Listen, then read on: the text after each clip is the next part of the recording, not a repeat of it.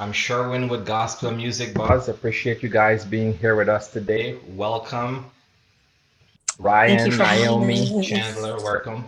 Thank you. So I So, know this is, huh? say hi. Ryan is just like, yeah, hey, what's going on? He's all chill.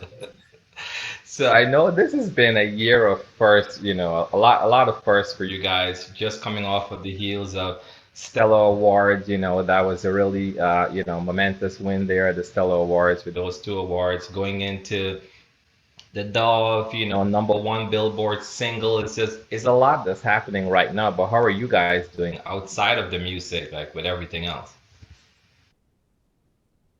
Doing good. It's a lot to keep up with, but it's doing good. Some people got married, just a little while ago. I think Yeah, they're doing yeah, good. You yeah. know, we out here in these Congratulations. married streets. I'm Congratulations. thank you. No, I'm what 2.5 months in, and yeah, I'm loving life, trying to set home. You make sure home is right before tour, and all that stuff. But I'm loving life in Dallas, Texas. Everybody, just want everybody to know where I'm at because Dallas, Texas is like the best city in the world right now. But yeah.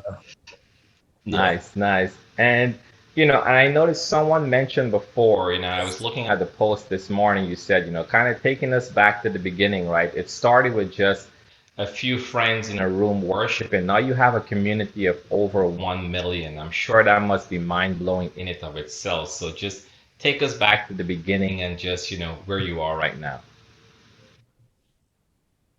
I mean, we were in a room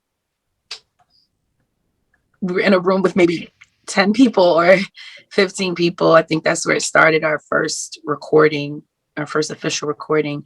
Um, and honestly, I had just met Chandler in person, and we had written a Hmm. song the day before that we sang. I knew Dante for a little while, and Chan knew Dante, but like we were just in a room singing, and now it's like bigger than I think we could have ever imagined. I don't know that everybody knows that this wasn't like a purposeful thing, like, oh, let's be a group and let's, release songs to the nations.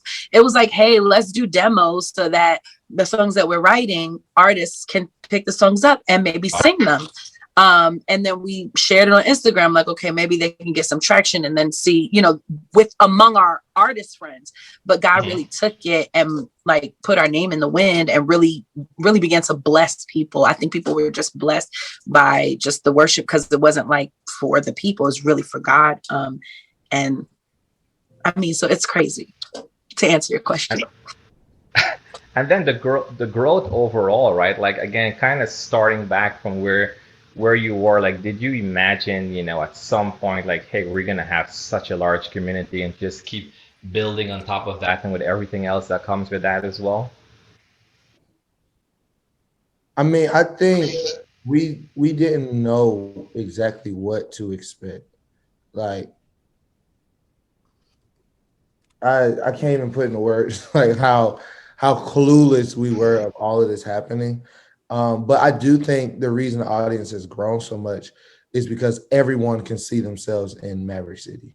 Everyone can see themselves in Tribal. We have every type of person, every type, and more than just like the outer experience, we have every type of story too. Like we have people who come from other backgrounds, come from so many different backgrounds. All nations, all stories are involved in Maverick City. So I think that's the reason our audience is as big as it is. Everyone can find themselves in what we do. No, and I believe so as well too. And then I heard someone, mention before that, I if you hear, what is the phrasing go? Oh yeah, it mentioned that, if you're able to, if your prayers reaches God's ear, you can sleep comfortably at night. And right now, with everything else that's happening, with all of, the anxiety, everything else around the world, like, what do you have to say to someone right now that is feeling like, hey, God is either not hearing my prayers or I don't have such a good relationship with Him? Wow. You're right. There's just so much going on. There's so many issues that we face in the day to day. I think the biggest encouragement you can give someone is that, you have a father who cares about you. And he sees you in every moment and every time. And just because sometimes you can't feel him doesn't mean that he's not there. And so we wrote a song really to that. It says, keep praying. And it says that you're living proof of what holding on can do. The mere fact that you're alive is a testament of God's goodness. And each and every single day, you see God's goodness in even the smallest things. The fact that we're still here, the fact that you have family, the fact that you have something to eat, his care is shown, and there was a song, I believe Jireh says, if he dresses the lilies with beauty and splendor, how much more will he clothe you? Like, God has taken care of creation around us. Like, he's taking care of the birds, he's taking care of the flowers. Like, he's so great and so sovereign that, sometimes we're in the middle of the story and we don't understand it, but he's Alpha and Omega. So beginning and in between. And I think that's the piece that we can find, that irrespective of where we are, even in the midst of a pandemic or racial injustice or a tough time, he's still holy, he's still God, he's still King, he's still sovereign.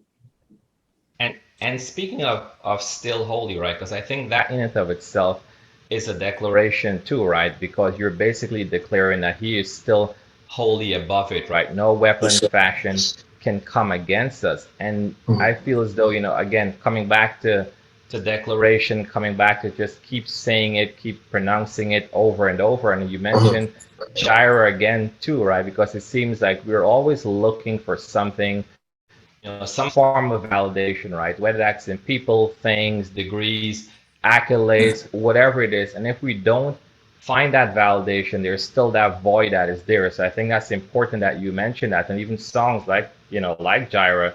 And I think that's probably one of the reasons why it caught on and it went so far too, right? Because there's purpose behind that. And when you guys even went in to write Jireh, just kind of speaking about that for a bit, what was the outcome you were looking for with that song?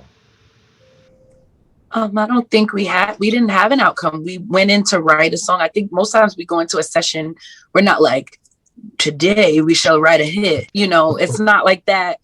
We hope that, we hope that every song we write would be something that would bless people. Not necessarily a hit, but like that it would bless people.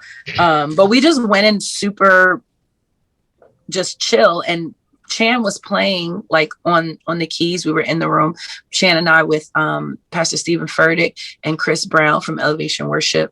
And Chan was just playing on the keyboard, and Pastor Stephen was like, hey, I have an idea. Like, he just said, I'll never be more loved than I am right now. And Chan just like sings it like, I'll never be more loved than I am right now.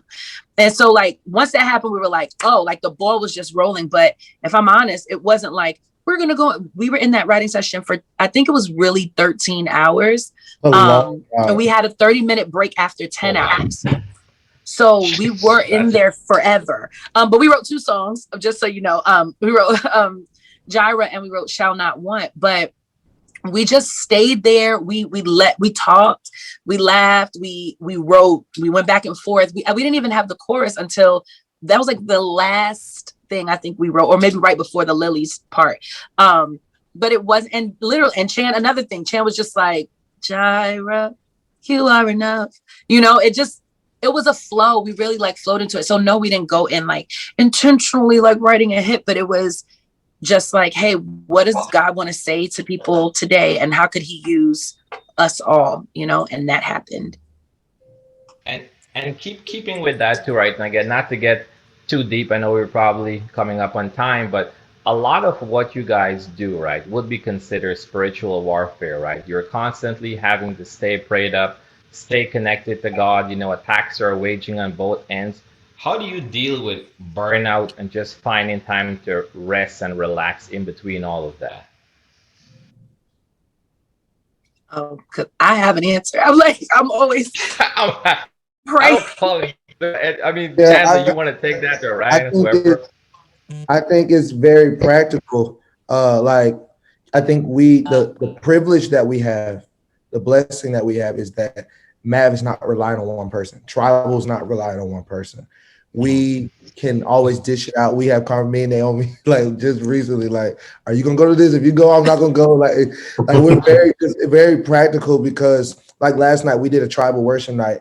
I opened up and then I left because I knew my body. Me and my wife went on date night, went to eat, went to the movies because That's good. practically speaking, if I condition my mind mentally or even condition people to think that I have to be there to lead everything or one person has to be there to lead everything, then you create this dependency upon your gift instead of upon the community. Like Ryan can lead and sing a lot better than me. Melvin, Chris, all these women in Tribal, Joel, like we have people, our brothers, our sister who we carry this weight with. It's not just the people that people may see the most. It's like this is a shared weight. So I think practically speaking, we have to take the rest when we need it and don't be afraid to ask for help. Like, man, can you please do this? I just need a day, especially mentally, because this is mentally exhausting. And a lot of us have families. So I think out of family being our first ministry, we practically have to like just do practical stuff. Like I have a lot of FOMO missing out on this worship night, but me and my wife need to go on date night so I can just chill, rest, and make sure home is straight. So I think it's a lot of practical things that go into it.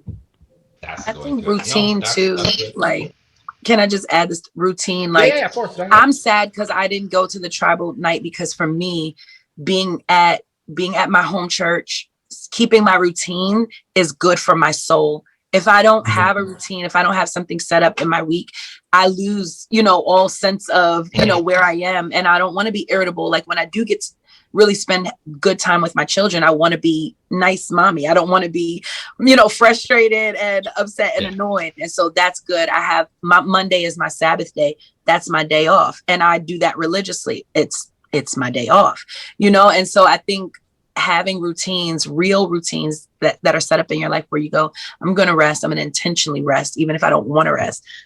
Even if I miss out, that's a part of it too. Yeah, definitely agreeing with everyone. Just like knowing when to say no so you can say yes more often. Just finding the opportunities just to power down and rest and do things you enjoy, like whatever that looks like, spending time with your family, watching Netflix, going to a restaurant, just like living a little bit as well, And what are you watching right now on Netflix, Ryan? Honestly, right now, nothing. I honestly let my brother choose it. Whatever he chooses is what I start watching. Yeah. Gotcha.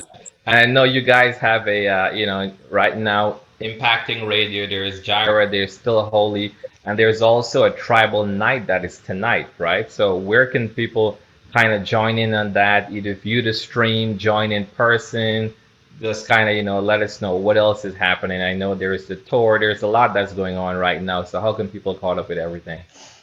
Tribal Night was last night. Tribal Night was last night, but we have a lot of things where we replay them on YouTube and all this stuff. So keep up with us at follow Tribl Records, follow Maverick City Music.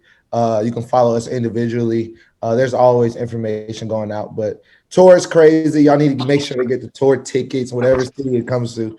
That's if it's available. I mean, these tickets get sold out so fast, man. We got the Are you adding arena new tour. dates? We got the back end arena tour that still got a couple more tickets left that people can just come to the closest city. It's gonna be crazy. I'm gonna tell you what city's gonna be really nuts: New York and Atlanta. Those cities. I'm just gonna give you a little sneak peek. New York or Atlanta. It's gonna be crazy. Can't wait. Can't wait.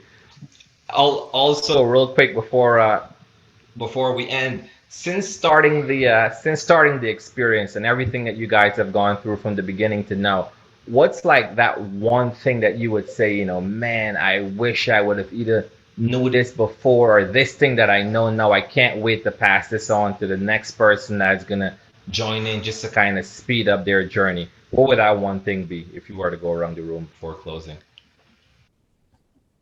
I would say the one thing would be when you're in this type of process or this type of industry, the one thing would be to discern the difference between your assignments and your friends.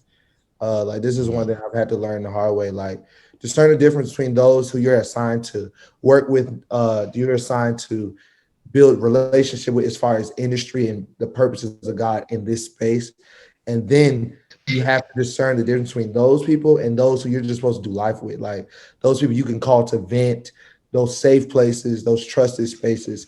Because if you get the two confused, you'll have a lot of disappointment and resentment and bitterness toward the industry, towards the machine, which doesn't have to be if you just discern the difference between these are my lifers, these are the people I'm gonna call if I'm down. These are the people I'm going to do work with, I'm going to do the Lord's work, I'm gonna travel with, kick it, but that's that, and this is this. And what about you, Naomi?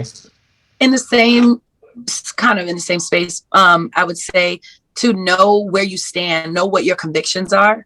I think sometimes we get challenged in some areas because we haven't set up real convictions and been clear on what it is. And so when they get challenged, we're kind of like, oh, I don't know what to do. I think you have to know what your convictions are, what you stand for and what you don't stand for, and then use wisdom as you carry those things out. I think a lot of what deters people from their purpose and destiny is an internal war and like some type of stuff that goes on in the head and in the mind. And if your mind is clear, if your mind is made up, and if you're trusting the Lord, it kind of helps you mitigate some of the fight in here that limits and hinders us from moving forward. And I know that as God builds your character, as God builds you and trains you in different areas and you grow, you're able to progress and excel to new levels and even into deeper spaces in whatever industry you're called to. So.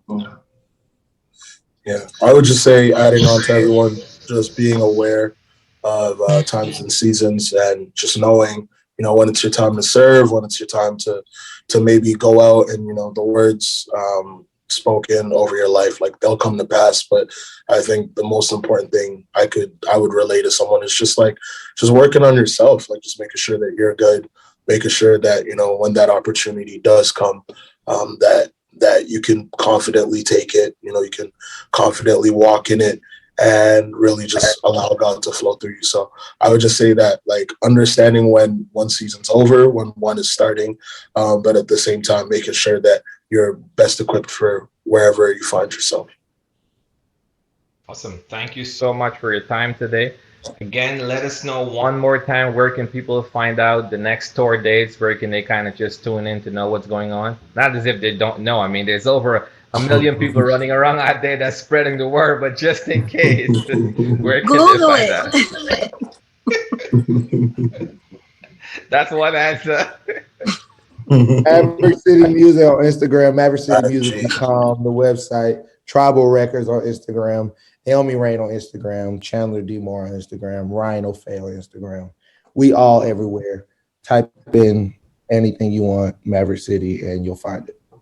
Sure. Awesome. Thank you. Thank you, Gospel Music Buzz. Thank you. Thank you. All right, we're off. Vaughn, thanks again, buddy.